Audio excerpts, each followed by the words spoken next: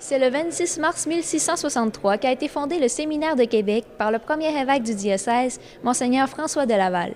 En 2013, il célèbre donc son 350e anniversaire. Et pour l'occasion, toute une programmation est prévue du 8 décembre 2012 au 8 décembre 2013. Le 8 décembre, c'est la fête de l'Immaculée. C'est la patronne titulaire de notre diocèse, de la cathédrale aussi. Et aussi, c'est la Vierge de l'Immaculée François de Laval avait une dévotion à la Vierge de l'Immaculée et nous conservons, nous aussi, toujours cette même dévotion.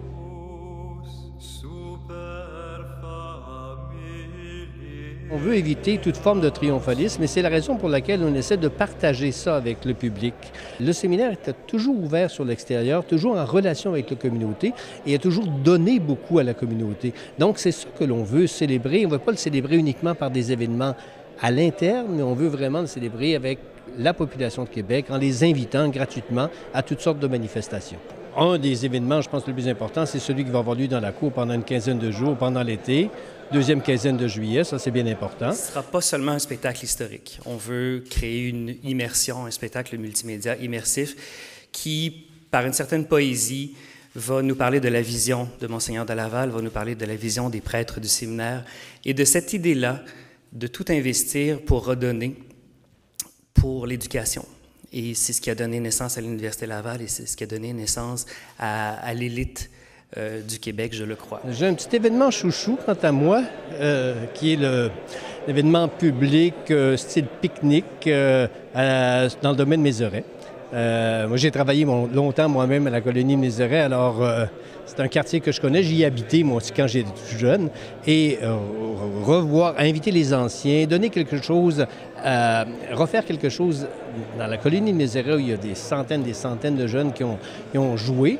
Et célébrer dans une certaine mesure le fait que le séminaire, et c'est le cas à peu près dans tout, a gardé longtemps cette colonie de vacances et finalement l'a remis à la Ville de Québec qui, non pas pour faire du lotissement puis de l'habitation, mais pour en faire un parc dans ce quartier-là. Et ça, c'est particulièrement intéressant. Les prêtres du diocèse seront invités, bien sûr. Le Grand Séminaire fait un colloque international avec les formateurs au presbytérat. Il y a des activités. Les séminaristes des 15 dernières années seront invités à une session de ressourcement, une retraite interséminaire. Donc, beaucoup de choses sur le plan spirituel. Évidemment, la formation de la relève presbytérale est la première œuvre du séminaire, donc c'est important. Mais je pense que c'est l'occasion aussi de mettre en lumière pour la société québécoise et pour la francophonie cette œuvre qui a non seulement contribué à l'avancement de l'Église, à la mission de l'Église, mais qui a formé des hommes et des femmes qui aujourd'hui sont engagés à tous les niveaux de la société, des gouvernements, des professionnels qui sont aujourd'hui des responsables de famille et qui ont appris ici la connaissance, qui ont découvert ici, ils sont enracinés dans la foi. Alors je pense qu'on va célébrer tout ça et je pense qu'on permet aussi à la société québécoise actuelle de revisiter une partie de son histoire qu'elle oublierait peut-être si on n'avait pas ces fêtes-là. Hein? Pour qu'on voit ce trésor de patrimoine, d'histoire, comment au plan artistique, au plan de connaissances, au plan culturel et religieux, comment cette œuvre a été fondamentale et continue de servir l'Église et la société. J'ai toujours pensé que l'histoire, avec un grand H, était la somme de nombreuses petites histoires. À n'en pas douter, celles du séminaire et de la Ville de Québec ont marqué l'évolution de la francophonie en sol nord-américain. Juste dire les mots « séminaire de Québec », c'est évoquer les tout débuts de notre histoire ici comme diocèse.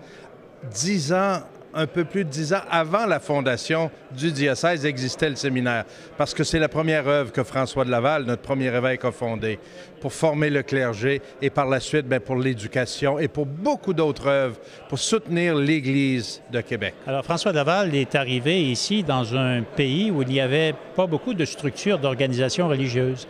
Les Récollets étaient déjà présents, les Jésuites étaient déjà là, mais le territoire était immense. Alors les Récollets, les Jésuites étaient en quelque sorte des missionnaires. Lui, comme premier évêque, arrive ici et il doit organiser l'évangélisation dans cette vaste contrée. Alors qu'est-ce qu'il va faire? Il ne peut pas implanter d'Europe des modèles qu'il connaissait, pas tout de suite du moins, pas le modèle paroissial, la division en paroisses. Alors ce qu'il a fait, ce qui est tout à fait génial, inédit, il a songé à créer un séminaire bien particulier. Évidemment, un séminaire qui sera une maison de formation pour assurer la relève sacerdotale, mais un séminaire qui était en même temps un pied-à-terre, un lieu de résidence pour tous ces prêtres. Tous ces prêtres résidaient au séminaire et partaient en mission et revenaient au séminaire pour se ressourcer, pour se sustenter. Actuellement, le séminaire continue de former des prêtres. Le grand séminaire est une œuvre importante.